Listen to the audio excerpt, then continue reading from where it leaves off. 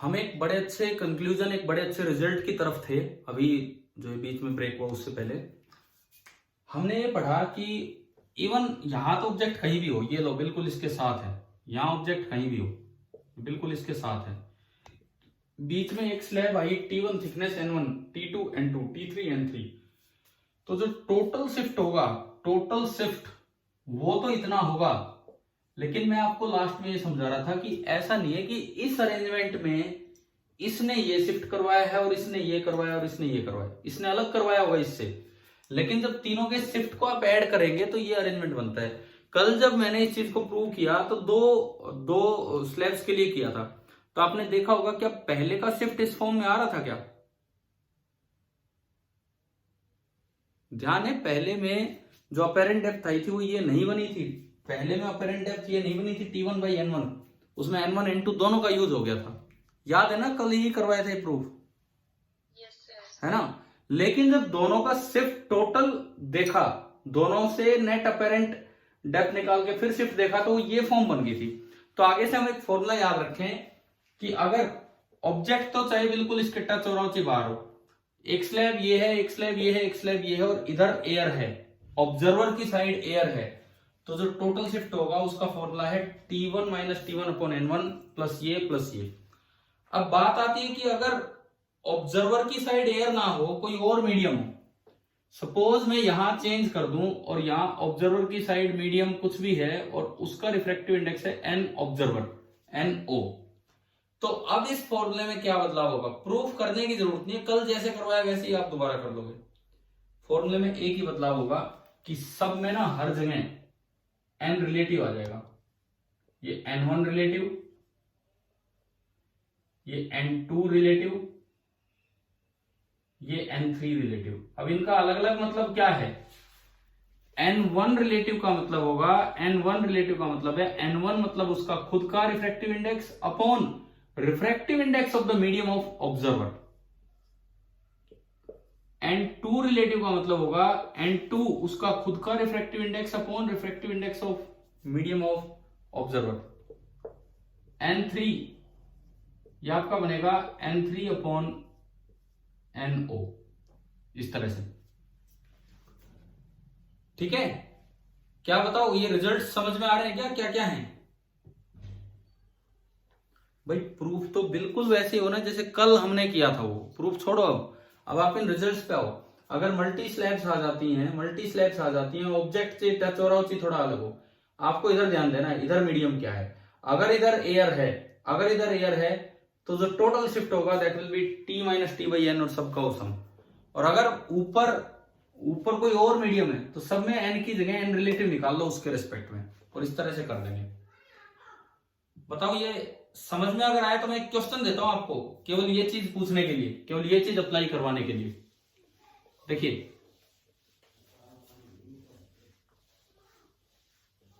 मान लो ऊपर ऑब्जर्वर है और ऑब्जर्वर जिस मीडियम में बैठा है उधर का रिफ्रैक्टिव इंडेक्स है 1.8।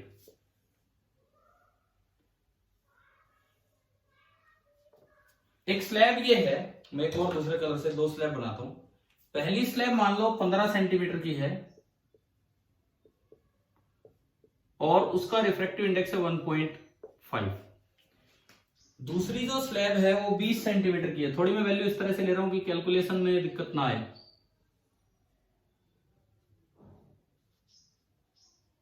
और उसका जो रिफ्रैक्टिव इंडेक्स है दैट इज 2, उसका रिफ्रैक्टिव इंडेक्स है 2। और सपोज कीजिए ऑब्जेक्ट यहां पे है बिल्कुल इस स्लैब के साथ, ये अरेंजमेंट आपको दिया है।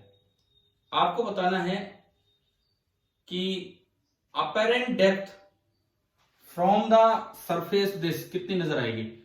चलो मैं इसमें एक और चीज ऐड करता हूं कि ऑब्जर्वर जो है वो यहां से मान लो 4 सेंटीमीटर ऊपर है, ऑब्जर्वर यहां से 4 सेंटीमीटर ऊपर है।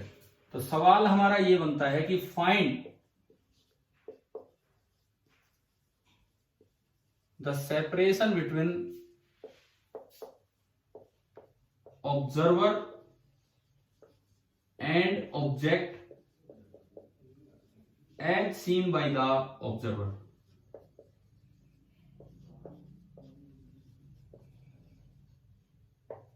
As seen by the observer. Observer अगर देखता है तो उसको कितनी दूर ऑब्जेक्ट नजर आएगा। अब आप इसमें कैसे फॉर्मूला लगाओगे, कैसे कंडीशन लगाओगे, वो चेक करना है। समझ में तो आ ही गया होगा ना करना क्या है।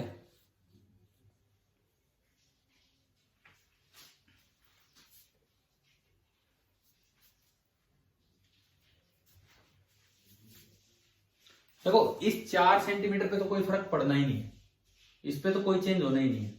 आप केवल ये निकाल लो कि यहां से बेस कितना शिफ्टेड दिखेगा, केवल ये निकालो कि बेस कितना शिफ्टेड दिखेगा। मैंने माना कि बेस यहां नजर आ गया, तो बेस अगर यहां नजर आया तो ये है टोटल शिफ्ट, और यही शिफ्ट लास्ट तक नजर आनी है, बाकी सब नहीं। बेस इन स्लैब्स की वजह से शिफ्ट होगा, तो इन स्लैब्स की वजह से जो शिफ्ट होगा, फॉर्मूला बोलो, पहली स्लैब की जो टर्म होती है T1, T1 है 20 माइनस T1 बाई, अब बाई क्या करें, इसके नीचे क्या आएगा बोलो, एन रिलेटिव। तो पहले आप इसका एन रिलेटिव निकाल लो, इसका एन रिलेटिव कितना होगा बोलिए यहां से देख के। 2 को किससे डिवाइड करूं, हाँ जो ऑब्जर्वर का मीडियम है उससे डिवाइड कीजिए, 1.8।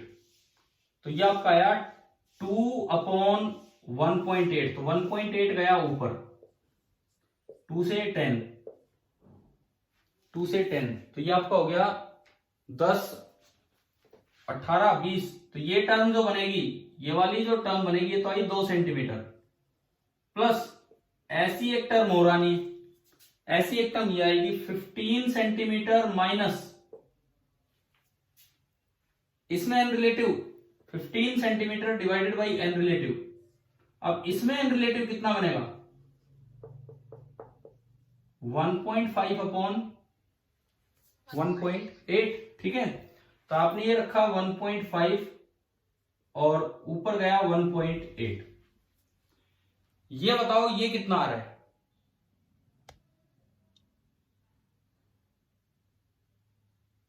कितना आ रहा है ये -3। कोई बात नहीं, नेगेटिव आ रहा है आने दो। ये आपका आया -3। टोटल शिफ्ट कितना हुआ 2 सेंटीमीटर, तो वो और -3 ये, तो टोटल शिफ्ट कितना हुआ -1। टोटल शिफ्ट आपको दिख रहा है ना, -1 आ गया, ठीक है। -1 आने का मतलब है कि दरअसल ये बेस ऊपर नहीं, ये बेस किधर दिखेगा और भी नीचे। तो असल में ये जो बेस ऑब्जर्व होगा, ये जो बेस ऑब्जर्व होगा ये ऊपर की तरफ नहीं, ये जो शिफ्टिंग होगी, ये जो भी शिफ्टिंग होगी बेस की, ये नीचे की तरफ होगी। देखो ऐसे नहीं घबराना है, कभी क्वेश्चन में पता लगे माइनस आ गया तो आप अटक के बैठ गए। मैं भी जो वैल्यू ले रहा था मुझे भी नहीं पता था माइनस आने वाला है, मैं तो वैसे ही जनरल दी थी। बट ये शिफ्ट इधर हो गया 1 सेंटीमीटर, यानी कि ये बेस आपको यहां नजर आएगा, तो ये ऑब्जेक्ट यहां नजर आएगा। तो बता दो पूरी डिस्टेंस कितनी होगी, ये 4, ये 15, ये 20 और ये 1, 15 और 20 35 और 4 39 और 1 ये कितना हो गया, कितना है आंसर, क्या आ गया इस क्वेश्चन का 40 सेंटीमीटर। आंसर आ गया 40 सेंटीमीटर। अब ये सवाल भी अच्छे सवालों की कैटेगरी में काउंट हो जाते हैं, खासकर इस वजह से कि यार माइनस आ गया, तभी बच्चा कंफ्यूज हो भाई क्या करें हम। तो माइनस से भी घबराना नहीं है, ये इसी तरीके से चलना आगे। चलो ये आया ना समझ में, ठीक है। ये माइनस आने का कारण क्या है कि ये ऊपर 1.5 है, नीचे सॉरी इसके रेस्पेक्ट में ये हल्का है। देखो ये 2 तो उससे डेंसर मीडियम है, परंतु ये उससे रेयरर मीडियम है, तो इसलिए अपोजिट नेचर आ रहा है। तो मैं अब ये मान के चलूं कि इस तरह की शिफ्टिंग वाले क्वेश्चंस आप कर पाएंगे कि कैसे किए हैं कैसे नहीं किए ये सब, ठीक है। अब 2 मिनट आप एक बार उन क्वेश्चंस पे आओ जो HCV से कल दिए थे, HCV से जो कल करने को दिए थे, एक बार मैं उन पे आता हूं। सबसे पहले आपका सवाल नंबर 23, बट 23 बताओ डाउट है या सबसे हो गया या किया ही नहीं। 23 क्वेश्चन नंबर 23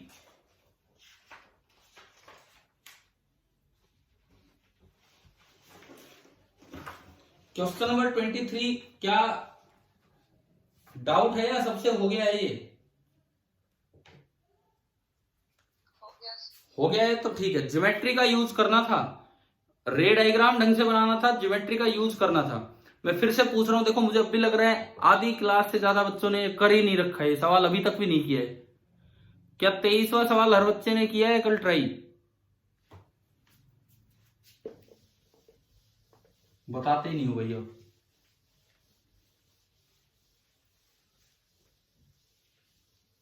अरे नहीं किया तो आज कर लेना, जैसा हम हमेशा बोलते हैं।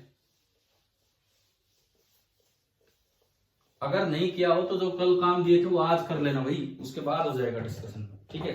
और अगर किसी बच्चे को लगता है कि डाउट पूछना है तो बता दो, फिर मैं करवा दूंगा, नहीं तो मैं आगे बढ़ रहा हूं। चलो कोई नहीं है पूछने वाला। तो अब हम अपने नेक्स्ट टॉपिक पे चलते हैं। हम पढ़ रहे थे रिफ्रैक्शन एट प्लेन सरफेस, हम अभी रिफ्रैक्शन एट प्लेन सरफेस ही पढ़ने लग रहे हैं। तो अब आता है इसका एक special case, that is known as TIR. TIR मतलब सुना है टीआईआर क्या होता है? टीआईआर की फुल फॉर्म ये 10th में भी आ चुका होता है, टोटल इंटरनल रिफ्लेक्शन। रिफ्रैक्शन नहीं, रिफ्लेक्शन।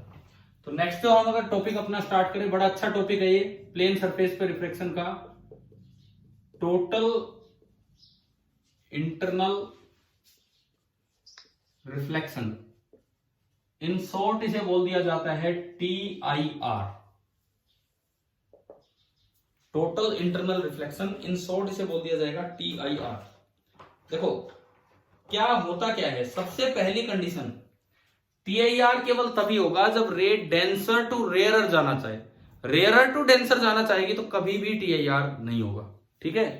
टीआईआर तभी होगा जब डेंसर टू रेयरर जाना हो। सपोज ये कोई इंटरफेस है,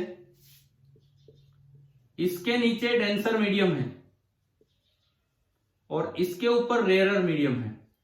अब मैं फिर दोबारा से रिफ्रैक्टिव इंडेक्स लिख रहा हूं, लेकिन इस बार एनआई और एनआर की तरह नहीं। फिर दोबारा से मैं रिफ्रैक्टिव इंडेक्स लिख रहा हूं, लेकिन इस बार एनआई और एनआर की तरह नहीं। एनआर में ले रहा हूं डेंसर और एन डी में ले रहा हूं, सॉरी एनआर ले रहा हूं रेयरर और एन डी ले रहा हूं डेंसर। पीछे जो आपने पढ़े फॉर्मूले एनआई और एनआर की टर्म्स में पढ़े, वो इंसिडेंट और रिफ्रैक्शन उस तरह से थे। यहां जो हम फॉर्मूले याद रखेंगे ना, एन डी और एन आर। एन डी मतलब डी फॉर डेंसर, की जो ज्यादा रिफ्रैक्टिव इंडेक्स है वो एन डी और जो कम रिफ्रैक्टिव इंडेक्स है वो एन आर, ठीक है। इस तरह से है, ये आपकी इंटरफेस है। मान लो यहां कहीं ऑब्जेक्ट है, सपोज यहां कहीं ऑब्जेक्ट है, यहां से कोई रे चलती है।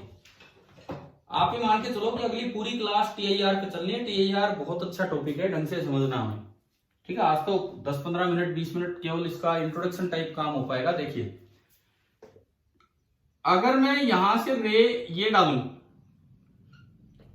इसके लिए एंगल ऑफ इंसिडेंस कितना है?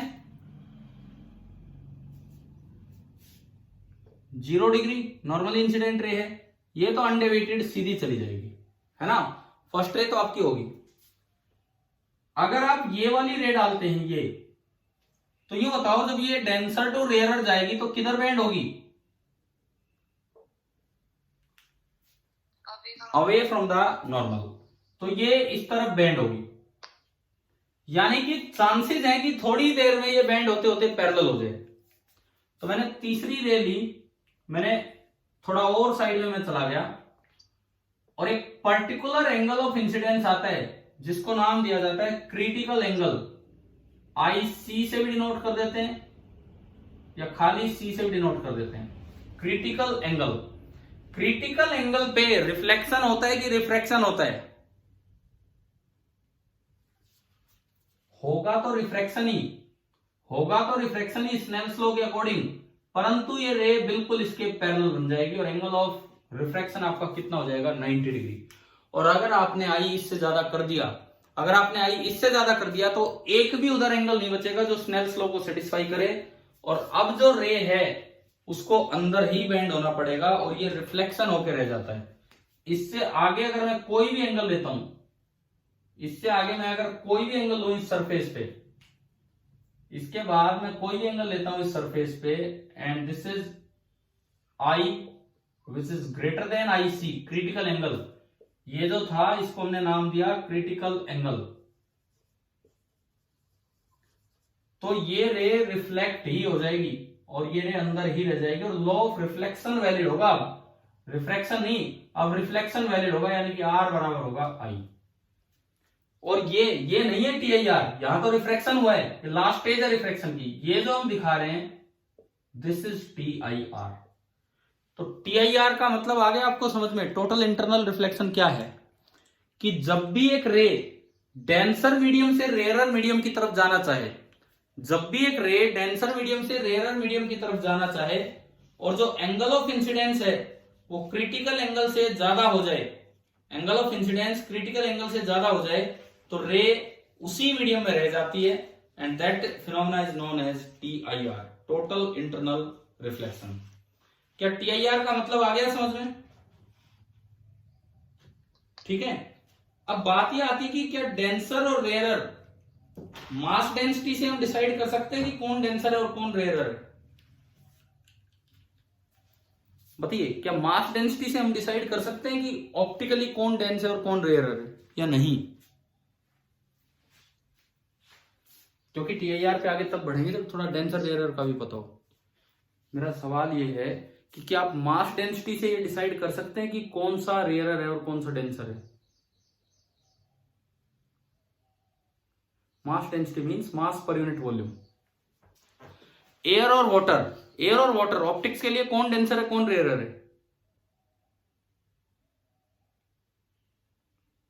बोलो, एयर और वाटर में कौन डेंसर है और कौन रेयरर है? एयर रेयरर है और वाटर डेंसर। तो मास डेंसिटी भी ऐसी है, पानी की मास डेंसिटी ज्यादा है एयर के मुकाबले। ठीक है।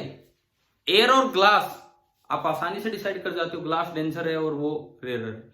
लेकिन हर जगह मास डेंसिटी सही जवाब नहीं देती है, हर जगह मास डेंसिटी सही जवाब बिल्कुल नहीं देती है।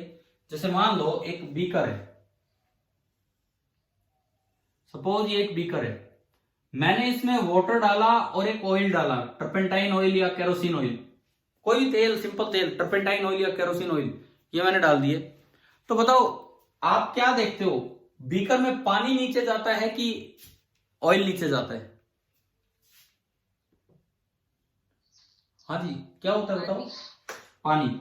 वाटर की मास डेंसिटी ज्यादा है, पानी नीचे जाता है, तो वाटर की जो मास डेंसिटी है वो ज्यादा है, और जो ऑयल है वो ऊपर फ्लोट करता रहता है, यानी कि ऑयल की मास डेंसिटी कम है, ऑयल ऊपर फ्लोट करेगा।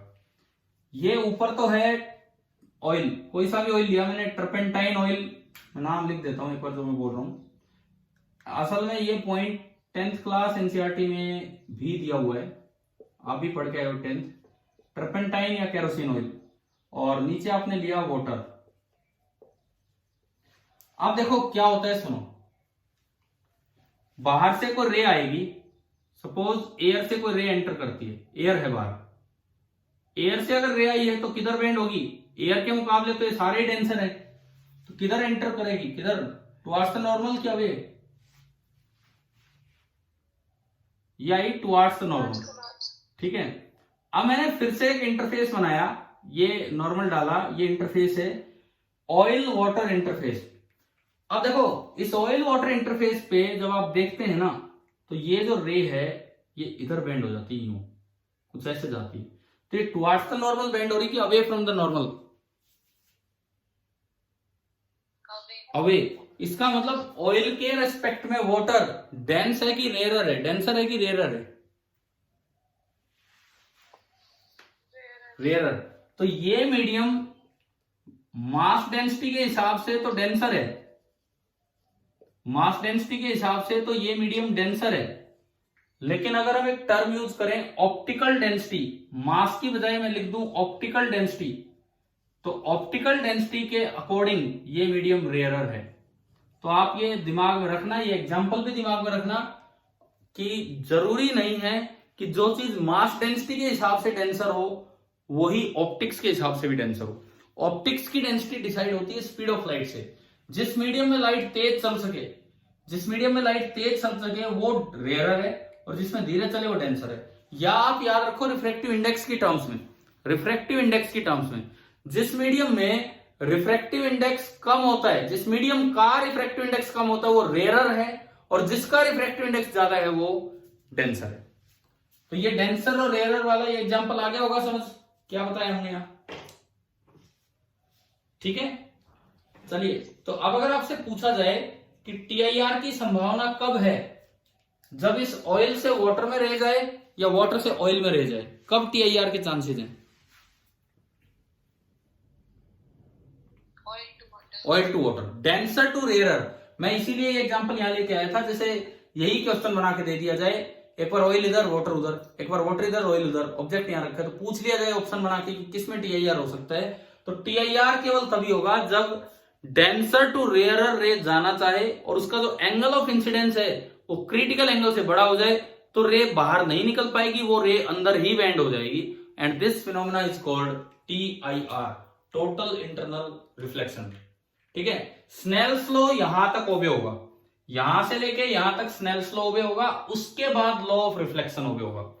क्रिटिकल एंगल निकालना हो, क्रिटिकल एंगल, तो स्नेल्स लॉ से निकलेगा या लॉ ऑफ रिफ्लेक्शन से निकलेगा? बताओ। क्रिटिकल एंगल स्नेल्स लॉ से निकलेगा या लॉ ऑफ रिफ्लेक्शन से निकलेगा? क्रिटिकल एंगल के वक्त रिफ्लेक्शन हुआ है कि रिफ्रैक्शन हुआ है? रिफ्रैक्शन। तो आपको स्नेल्स लॉ लगाना पड़ेगा। तो अब अगर मैं एक दो बातें यहां लिखूं, सबसे पहली बात टीआईआर की कंडीशंस, तो दो कंडीशंस हमें मिली। पहली बात तो जो रे चले वो चले डेंसर टू रेयरर, इधर जाना चाह रही थी, एंड दूसरी बात जो एंगल ऑफ इंसिडेंस है that should be greater than, equal to भी होगा तो भी सीधे निकल जाएगी, that should be greater than critical angle, तो टीआईआर होगा। अब मैं आईसी निकालूं, तो मैं इस पॉइंट को अगर ए बोलता हूं तो आप स्नेल्स लॉ लगाएं एट ए। आप ए पॉइंट पे स्नेल्स लॉ लगाएं, क्या इक्वेशन बनेगी? इधर का रिफ्रैक्टिव इंडेक्स डेंसर मीडियम मतलब N D into sine IC is equal to N R into sine, बोलोगे भाई कितना एंगल है उधर, बताओ। 90 डिग्री। इस समय जो एंगल है वो है 90 डिग्री। साइन 90 डिग्री आपका होता है 1, इट मीन्स जो साइन आईसी आ गया, sine IC that is N R upon N D. और ये फॉर्मूला याद रखना है क्रिटिकल एंगल निकालने के लिए, बड़ा आसान फॉर्मूला है। कहीं भी इंटरफेस आता है, एक मीडियम उधर होगा एक इधर होगा, एक डेंसर एक रेयरर, क्रिटिकल एंगल बड़ा आसान है, साइन ऑफ आईसी। अब साइन की वैल्यू हमेशा एक से छोटी होती, तो बड़ा रिफ्रैक्टिव इंडेक्स डिवाइड बाई छोटा refractive index, sine of IC बराबर N R upon N D. N R मतलब जो छोटा रिफ्रैक्टिव इंडेक्स और एन डी मतलब जो बड़ा रिफ्रैक्टिव इंडेक्स है। और फिर अगर साइन आईसी की वैल्यू जैसे हाफ आ जाए तो आईसी 30 डिग्री, और अगर 1/3 आ जाए या कुछ और आ जाए तो साइन इनवर्स में आप लिख के आ सकते हो। मतलब अगर आप इसी को बिल्कुल आईसी की तरह लिखना चाहें तो आईसी बनेगा sine inverse of N rarer upon N denser, ये आपका बनेगा आईसी। चलो ये बताओ, क्रिटिकल एंगल का फॉर्मूला निकालना आ गया, कैसे निकाला हमने? ठीक है। अब जैसे एयर वाटर सिस्टम है, मान लो यूं आ जाए कि क्रिटिकल एंगल की वैल्यू निकालो for air water system. Air water system के लिए मुझे क्रिटिकल एंगल की वैल्यू निकालनी है। एयर के लिए रिफ्रैक्टिव इंडेक्स 1, वाटर के लिए कितना होता है? 4/3। हाँ मतलब 4/3। तो आप फॉर्मूला लगाओगे साइन आईसी बराबर कम वाला है 1 अपॉन 4/3, तो ये चला गया 3/4। वैसे भी साइन की वैल्यू कभी 1 से बड़ी नहीं हो सकती है, तो साइन आईसी बराबर 3/4। और अगर साइन आईसी बराबर 3/4 आ गया तो आईसी हो गया साइन इनवर्स 3/4। हमें नहीं पता उसकी वैल्यू कितनी है, तो वो आ गया साइन इनवर्स 3/4। ऐसे एयर ग्लास के लिए, तो ग्लास के लिए एन होता है 3/2, 3/2 तो वो आ जाएगा साइन इनवर्स 2/3। कर लोगे ना ये? ठीक है। एक थोड़ा सा आइडिया रखना दिमाग में कि एयर ग्लास सिस्टम के लिए जो आईसी होता है नियरली 42 डिग्री के आसपास होता है। एयर ग्लास सिस्टम के लिए जो आईसी होता है वो नियरली 42 डिग्री के आसपास होता है। अगर मैं डिग्रीज की बात करूं तो नियरली 42 डिग्री। अब एक इस पे ना आज की क्लास का आखिरी क्वेश्चन करते हैं, और टीआईआर पूरा डिटेल में अगले एक लेक्चर में टीआईआर ही चलना है कल, मतलब जब भी अगला लेक्चर होगा उसमें। लेकिन एक क्वेश्चन लेते हैं, बड़ा फेमस सा क्वेश्चन है यहाँ, कि ऐसा हो सकता है कि आपको पानी के अंदर की चीज भी नजर ना आए। ऐसा हो सकता है कि आपको पानी के अंदर की चीज भी नजर ना आए, पानी आपके लिए ओपेक बन जाए। कैसे? थोड़ा साइड में कोई तालाब है या कोई बाल्टी है, मतलब बड़ा सा थोड़ा चौड़ाई का टब है इस तरह से, उसके बेस में कुछ है, आप ऊपर से आके देखते हो तो आपको वो चीज नजर आएगी। आप थोड़ा साइड में देखोगे तो वो चीज नजर आएगी, लेकिन आप थोड़ा ज्यादा साइड में जाओगे तो आपको वो चीज नजर ही नहीं आएगी। जैसे मैं नजर नहीं आ रहा भी, ऐसे वो चीज भी नजर नहीं आएगी। मतलब क्या हो रहा है, क्यों नजर नहीं आती हो बताओ, इसका रीजन क्या है? एक पानी के अंदर बाहर एयर है, नीचे पानी है, पानी के बेस में कोई ऑब्जेक्ट रखा है, मैं ऊपर से देखता हूं तो मुझे वो नजर आ रहा है, लेकिन मैं साइड में से देखूं तो मुझे वो नजर नहीं आता है। क्या कारण है इसका? ये देखो, रे लास्ट से लास्ट यहां तक बाहर निकली है, क्या इसके बाद रे बाहर निकल पा रही है? यानी कि अगर यहां कोई आदमी होगा तो देख पा रहा होगा इस ऑब्जेक्ट को, लेकिन अगर यहां कोई आदमी होगा तो वो इस ऑब्जेक्ट को नहीं देख पाएगा। तो एक ऐसा ही एक कॉमन सा क्वेश्चन है कि एक ऑब्जेक्ट रखा है, मान लो मैं कहूं डी डेप्थ नीचे एक ऑब्जेक्ट रखा है, एक ऑब्जेक्ट रखा है डी डेप्थ नीचे, ऊपर यही वाटर एयर इंटरफेस है, कुछ इस तरह का ही अरेंजमेंट है, या यूं कहें जो भी इंटरफेस है उसके लिए क्रिटिकल एंगल आपको दे दिया सी। सवाल में मुझे दोबारा डायग्राम बनाने की जरूरत नहीं है, इसी में हो जाएगा। एक ऑब्जेक्ट रखा है इस इंटरफेस से डी डेप्थ नीचे, और इस इंटरफेस का क्रिटिकल एंगल आपको बोल दिया कि भाई सी है, नहीं तो आप निकाल लोगे जो भी कंडीशन है। क्वेश्चन ये है कि फाइंड द मिनिमम रेडियस, कम से कम कितना रेडियस हो, ऑफ द ओपेक डिस्क। एक ओपेक डिस्क में ले आया, find the minimum radius of the opaque disc to be put on the interface. इस इंटरफेस पे कितनी ओपेक डिस्क रखी जाए, कितने रेडियस की, so that the object is not visible from outside, या नो लाइट कम्स आउटसाइड। मैं कितने रेडियस की डिस्क यहां रखूं कि मैं चाहे ऊपर से देखूं तो ओपेक डिस्क आ जाए और साइड से देखूं तो टीआईआर आ जाए, तो मुझे ये ऑब्जेक्ट विजिबल ही ना हो। और उससे बड़ी रेडियस की भी डिस्क रखोगे तब भी नहीं दिखेगा, लेकिन उससे छोटी रेडियस की रखी तो फिर ये दिख जाएगा। कैसे निकालें ये रेडियस? देखो क्वेश्चन क्लियर हुआ कि नहीं? क्या सवाल है हमारा कि जो रेड वाली जो रेज निकल रही है ना, इनको रोक दो। तो भाई मैंने एक डिस्क रख दी यूं यूं, लास्ट से लास्ट यहां तक कवर कर दिया इसको भी बस। ये अगर मैं डिस्क इस इंटरफेस पे रख दूं तो इससे बाहर तो रे वैसे नहीं आनी क्योंकि टीआईआर है, और ये ओपेक है तो ये रे को आने नहीं देगा। तो अब बताओ क्या ये ऑब्जेक्ट बाहर से विजिबल हो पाएगा? नहीं हो पाएगा। तो इसका रेडियस बताना है, ये जो गोल सी डिस्क बनी है ये उसका सेंटर होगा, मिनिमम रेडियस बताना है। तो भाई यहीं क्यों रखा, अगर साइड में रखोगे तो फिर बहुत बड़ी डिस्क रखनी पड़ेगी, इस एरिया को तो कवर करना ही करना है। तो इसको सेंटर बना दो, और ये रेडियस आर, ये एंगल आपको दिया है क्वेश्चन में सी, या आप निकाल दोगे सी। अब देखो ये एंगल सी तो ये भी सी, अल्टरनेट इंटीरियर एंगल। डेप्थ आपको दे रखी है, डेप्थ दे रखी है कितना नीचे ऑब्जेक्ट है, क्रिटिकल एंगल यहां ले आए, ये आर है। तो अब बताओ कि कितना रेडियस होगा उस ओपेक डिस्क का, कितना रेडियस होगा बताओ? टेन सी लगा सकते हैं इसमें, टेंजेंट सी, टेन सी कितना होगा बोलो? R by D. तो यहां से रेडियस आ गया D into tangent of C. अब भाई सी की वैल्यू, अगर मैंने तो न्यूमेरिकल वैल्यू नहीं ली यहां, अगर सी की वैल्यू है तो इसमें पुट कर दो, जैसे 37 है तो 1037। अच्छा यही सवाल एरिया में भी आ सकता था, सेम क्वेश्चन एरिया में भी आ सकता था कि भाई डिस्क का एरिया क्या लें कि ये बाहर से ना दिखे। तो आर निकालने के बाद एरिया क्या होगा डिस्क का? सर्कुलर डिस्क है, सर्कुलर डिस्क है तो इसका एरिया क्या होगा अगर हमने आर निकाल लिया तो? पाई आर स्क्वायर बोला करो ना, ये तो जवाब दिया करो। अगर इसका एरिया पूछा जाए कि भाई मिनिमम एरिया कितना लें इस डिस्क का, तो वो आपका हो जाएगा पाई आर स्क्वायर। अच्छा अब ये बताओ TIR कुछ समझ में आया? कुछ शुरुआत की है हमने TIR की? हाँ भाई, TIR कुछ समझ में आया? बताओ एक सेकंड। 10th में भी ये टॉपिक आता है, तो नया तो टॉपिक है नहीं, नया तो ये टॉपिक है नहीं, और ज्यादातर टॉपिक रे ऑप्टिक्स के आप 10th में कवर करके आते हो, लेकिन अब थोड़ा ढंग से कीजिए। वहां से कैसा भी किया हो सकता है वहां भी अच्छा किया होगा। अब मैं आपको एक सवाल देता हूं यहाँ पे, एक कॉन्सेप्चुअल सा क्वेश्चन जो आप 10th में पढ़ के आए होते हो। आपने ये पढ़ा होगा कि रेगिस्तान में या गर्मी में आपको ऑब्जेक्ट की इमेज नीचे नजर आने लग जाती है। पढ़ा है क्या? पेड़ है, ऊपर है, लेकिन वो नीचे भी दिखता रहता है। और छोड़ो, आप गाड़ी में बैठ के जा रहे हो, मैं धूप है बाहर, ग्राउंड है, ग्राउंड क्या रोड है, धूप है, आप गाड़ी में बैठ के जा रहे हो, आगे बैठे हो आप, क्या आपने कभी देखा है कि रोड पे यूं पिंगला पिंगला सा रोड नजर आता है, तैरता हुआ सा रोड नजर आता है? अरे कुछ तो ऑब्जर्व किया है कि नहीं कभी, या घर में ही रहे हो हमेशा?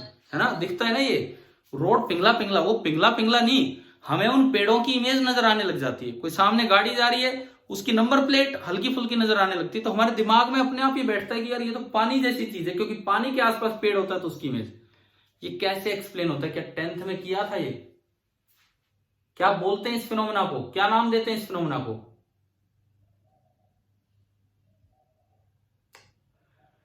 बताओ, इस ऑप्टिकल इल्यूजन को क्या नाम देते हैं? 10th में पढ़ा होगा।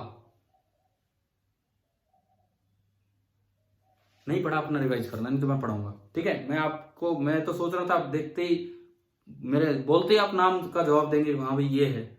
नाम बताओ ना, क्या बोलते हैं इसको?